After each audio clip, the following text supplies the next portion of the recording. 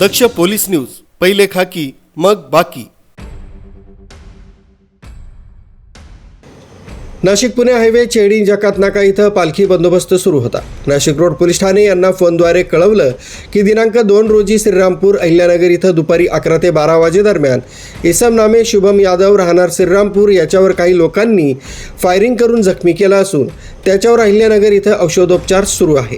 गुन्हा नोंदवण्याची प्रक्रिया सुरू आहे। यातील संशयित आरोपी अक्षय किरण कपोते तसंच अभय सुरेश ससाने दोघे राहणार श्रीरामपूर असं नाशिकच्या दिशेनं पळाले आहेत अशी माहिती देऊन सदर संशयित आरोपितांचे फोटो व्हॉट्सअपवर पाठवण्यात आले।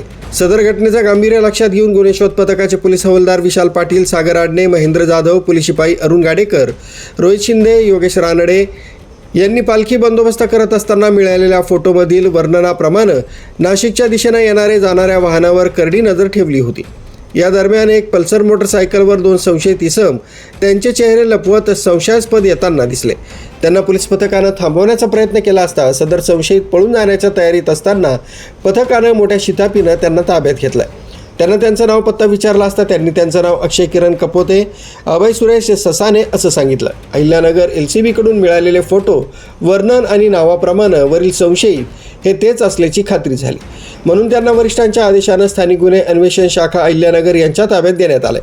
सदरचा श्री निवृत्तीनाथ महाराज पालखी बंदोबस्त करत असताना गुन्ह्याचं गांभीर्य लक्षात घेऊन संशयित आरोपितांना पकडल्यानं नाशिक शहर पोलीस आयुक्त संदीप कर्णिक, पोलीस उपायुक्त किशोर काळे, नाशिक रोड पोलीस ठाण्याचे वरिष्ठ पोलीस निरीक्षक जितेंद्र सपकाळे यांनी गुन्हे शोध पथकाला शाबासकीची थाप दिली। न्यूज ब्युरो, दक्ष पोलीस न्यूज, नाशिक रोड।